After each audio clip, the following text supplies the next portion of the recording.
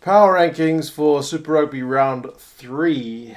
It's actually starting to get interesting now because for the first couple of weeks of power rankings, you kind of have to look at historical results from last year to get a feeling for where the teams are at. But now, for most teams, we're 3 games in and we're starting to get a better feeling for who's the same as last year.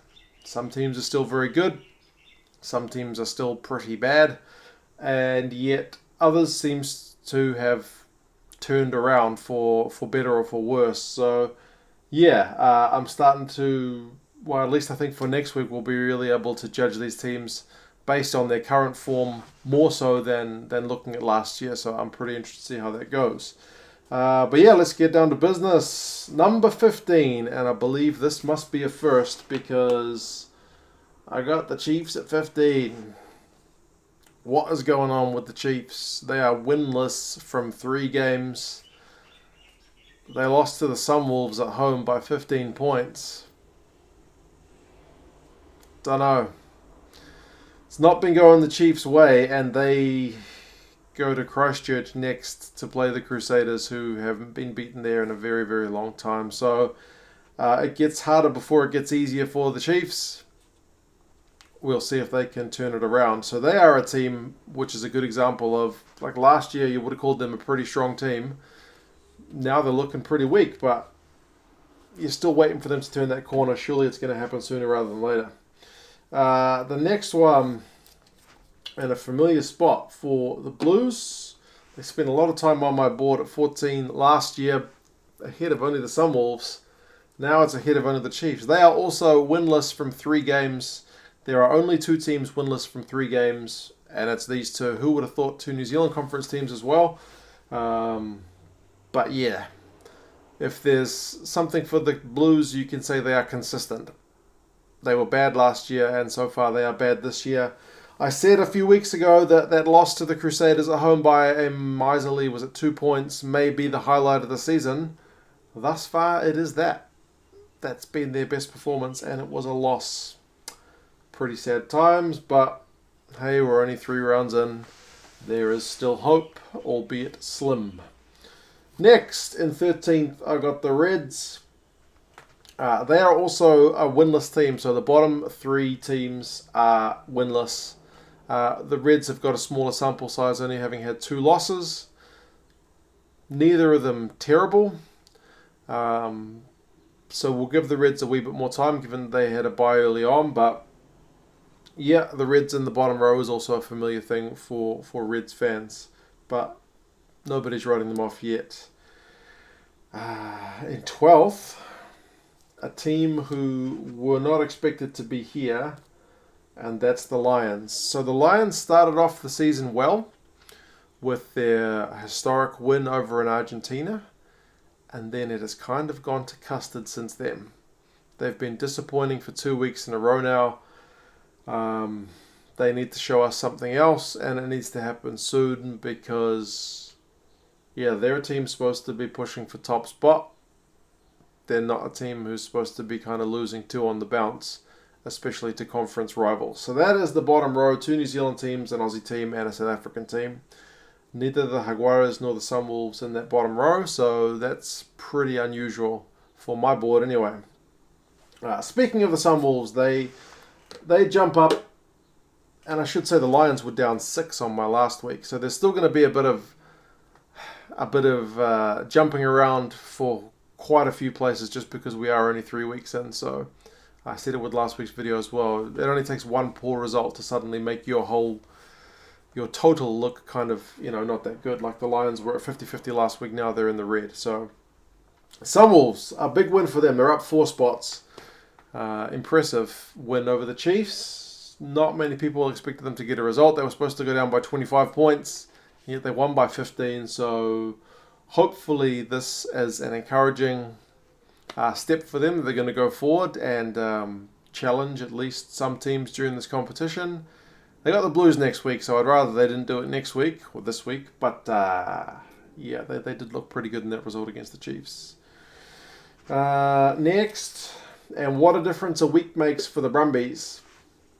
it does kind of put that Chiefs win into context. Like the Brumbies gave the Chiefs a bit of a hiding, and yet a week on they cop one themselves. So given that the Chiefs are down here, you got to put that win into a bit of context that maybe the Chiefs aren't that hard to beat as they were last year. I'm still not writing the Chiefs off at all because they've got the squad. It's just not happening for them at the minute. But in the context of 2019, it seems like beating the Chiefs at the moment is not that hard an achievement. So, the Brumbies are down 5 spots. They're in the red as well. 1 win and 2 losses. I guess we'll see if they can show us something else as well. Next, and the Waratahs were on the bye, so there's nothing really doing with them. They're at a 50-50 record. It still kind of remains to be seen how they're going to go. In 8th, and this is the biggest mover of them all, and it's the Sharks. They were at number 1 last week. They are down 7 spots. And I was pretty surprised when I got this result. I had to rerun my numbers. But I think ultimately what it comes down to is they've beaten, and I keep harping on about this, I feel like a broken record. They beat the Sunwolves and they beat the Blues, 2 teams who are, at least based on last year's results, pretty bad, 15th and 14th. And they've now lost to the Stormers at home, and the Stormers were another team who didn't get close to the playoffs. So it doesn't speak that well to where the Sharks are at. It may be that they've had a couple of easy beats early and we're seeing more like where they're at, or it could just be that they had an off week. Either way, it was disappointing, and they need to deliver results against proper opposition before we can get a real feel for how good the Sharks are and if they're going to push. I do like the Sharks, so I feel bad to have them at 8th, but it is what it is. Next, the Highlanders come in at 7th. They're another team who's on the down, dropping 4 spots. Yeah, I mean, they lost to the Rebels away. They could have won it at the death, but they've had 2 really close wins that they've kind of come back from behind, and one result where they weren't able to get it done. So they're another one where it's like they could easily be down here with the Chiefs if they had not managed to get those initial 2 results. So not yet convinced by where the Highlanders are at. We need more time. But yeah, if they're going to be having results like that every week where it's going to be a flip of a coin as to whether they get the job done, you can't imagine they'll be at the top. They may be playoffs or kind of there or thereabouts, but we need to see them kind of up a gear as well. 6th is the Jaguares. So they are up 2, and they are another team with 2 wins and a 1 loss. So again, unconvincing, but they're still getting the job done when they're not playing that well. Like the Highlanders, they're another team that needs to shift into that next gear. They're going to travel now, so that's kind of going to be a truer test of where they're at because they've had 3 home games. I think it's the Lions that they've got next week. They traditionally don't do well in South Africa, so it might be an opportunity with the Lions seemingly out of sorts. But yeah, I mean, I suppose with all the changes they've had with Sanchez and a new coach, it's to be expected that they're not kind of hitting the ground at a top speed. But they still need to show us some more. Amazingly, the Stormers I've got in 5th, and that is up 6 places. After week 1, you would have sworn the Stormers are going to be here kind of for the whole comp because they got thrashed. But they have turned that around. So I guess credit where it's due. They've got 2 results which they weren't expected to get, and I'm giving them credit for that on here. They've got the squad for it, so there's no reason they shouldn't be putting in these performances. I suppose, kind of like the Jaguares and Highlanders, we haven't seen them. Like, there are a couple of teams I'm going to get to who have shown us some A-grade stuff, but not yet from the Stormers. Still encouraging if you're a Stormers fan. Much better than being down here. Hey, they got an away win. That's why I got the Stormers kit on. Credit to them for that. Next, and 4th, I've got the Bulls. Consistency comes to mind with the Bulls because they've had good week, bad week, and now back to good week. So, I mean, from a 3-game sample size, they're 2 good and 1 bad, so they're still, at the upper end of things, as you can see by my giving them 4th. But is next week going to be a bad week? Because if it is, they're going to drop. Yeah, consistency. I mean, it's an issue for a lot of teams, but so far that's where it's at with the Bulls. I'm encouraged though because those new guys, Vermeulen and Skulk Brits, last week had a very good game. Speckman has looked impressive, apart from that kind of middle week game where they didn't do that well. So things seem to be coming pretty well for the Bulls. Fingers crossed they can keep it going. Into the top 3, I've got the Hurricanes at 3. And we've finally seen the Hurricanes be the Hurricanes in that result over the Brumbies because, yeah, they haven't been that good this season. I mean, sure, they're 2 wins and 1 loss, and their 1 loss was against the Crusaders away. So that's probably why they're up here, because all of these teams have lost. There's only 2 teams who are undefeated, and they're yet to come. So all these teams have had a loss. And if you are going to lose to anybody, the Crusaders away is not one that you can kind of detract too much from. So the Hurricanes have had a slow start and then a loss away to the Crusaders, and they've finally stepped it up.